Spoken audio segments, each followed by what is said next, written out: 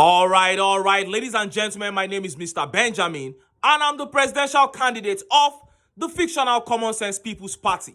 Now, as we draw nearer to the judgment of the Presidential Election Petition Tribunal, yes, the date has not been announced, but it's long overdue, and you can just sense it in the air that that announcement is close. Many prominent Nigerians have spoken about what to expect from the tribunal. We've had religious leaders and traditional leaders urge the judges to uphold justice and do what is right. This time around, erstwhile president of the Nigerian Bar Association, Barrister Olisa Agbakoba, SAN, Ogbonge lawyer, dropped a bombshell. He said, "I don't know what the judges are going to decide, but I can tell you from my perspective as a lawyer of 45 years at the bar that the answers are glaringly obvious." This is what we have been saying on this channel, and some people will come and say, "Are you a lawyer? How do you know?" But this is an NBA president, a son, saying that the answers are glaringly obvious. But before I show you that video, let me show you how His Excellency Peter Obi dodged a heavy bullet. Look at this man. His name is OKUPE. He was the Director General of Labour Party's Presidential Campaign Council. Then shortly before the campaign started, corruption allegation was brought against this man, OKUPE. And His Excellency Peter Obi, being a man that has zero tolerance for corruption, went into a closed-door meeting with this man, OKUPE, and some other Labour Party top officials. And the outcome of that meeting was that OKUPE resigned as DG of Labour Party's campaign. But as I speak to you now, OKUPE is now supporting APC, throwing support for them, tweeting, calling an illegitimate government legitimate. He has thrown away everything that he claimed to be under the Labour Party, meaning he was no different. It would have been a very big blow to have this man as a member of the Labour Party. In fact, if he was still in the party, he would have followed Lamidi Apapa. He would have been one of those people that would follow Lamidi Apapa. I'm sure of that.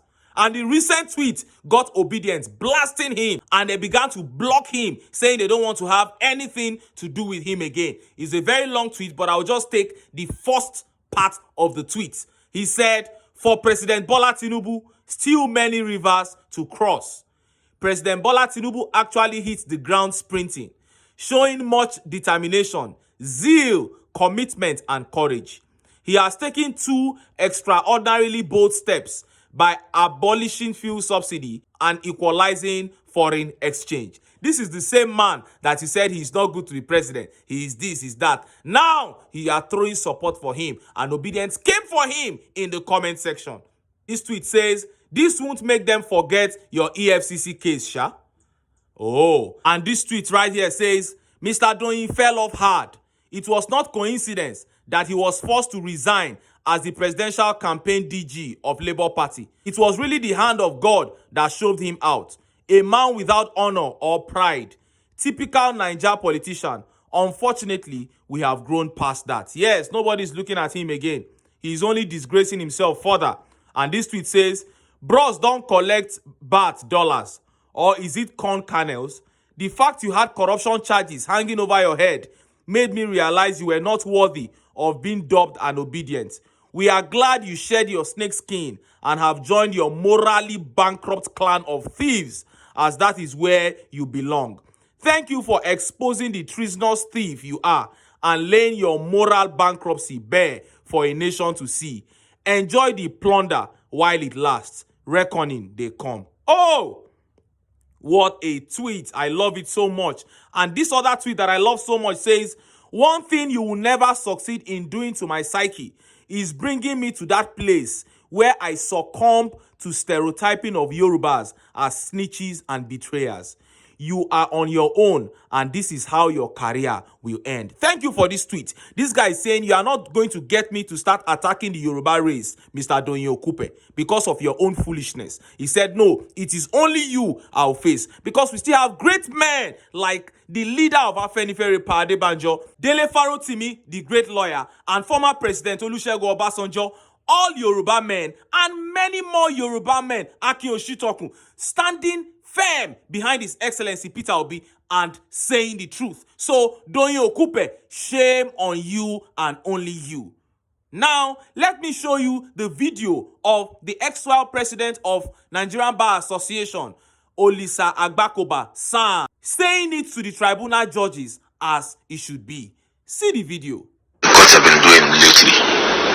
I mean, there was a time you could say, oh, on the facts and the law, this is the likely outcome. Today you cannot, because there have been all kinds of silly decisions. The most silly was that concerning the president of the Senate, who, in order to become Nigerian president, rushed off to buy a ticket to be a presidential candidate of the APC, and that meant he did not take part in the senatorials. Lo and behold, he lost. He now ran back after the horse had bolted, clearly to anybody who has any brain, including the justices of the Supreme Court, I might add, and he said no, that the man actually should be the senatorial candidate. That is the most ridiculous decision I've ever heard that the Supreme Court had delivered.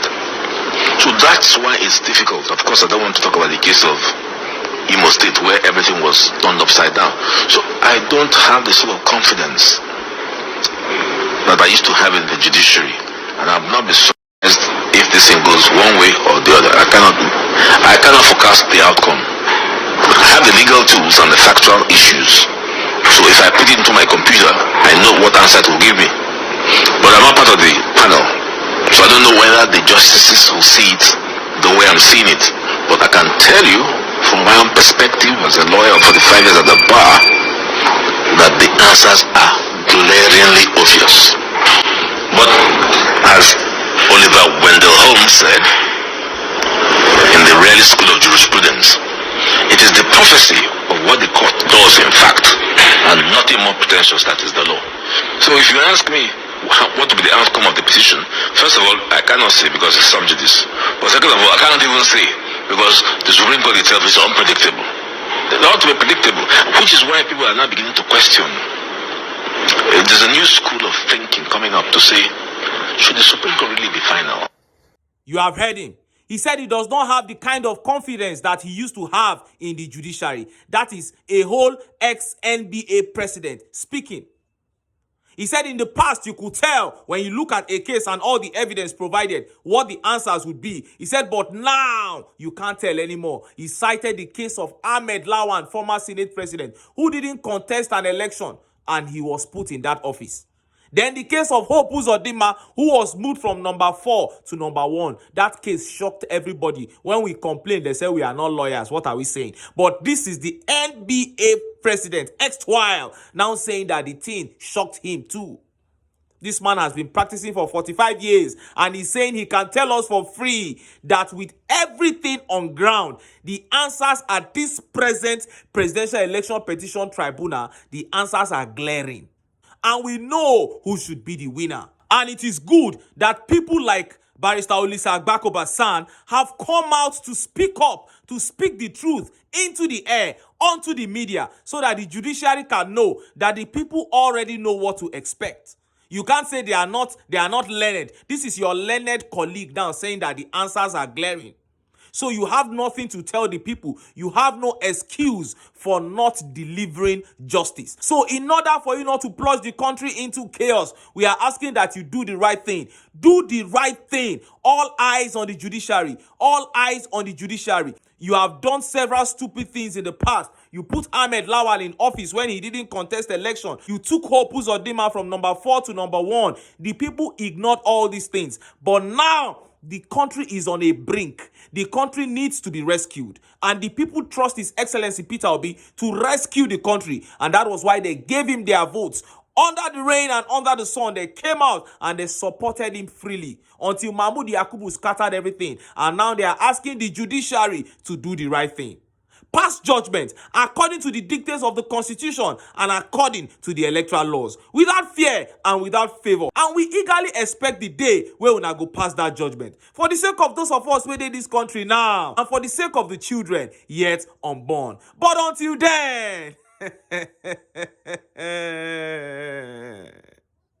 Make I still enter town. Make I go get some ogbonge political news wey una go like. Why? Because of una. Na I dey here. So, don't go away.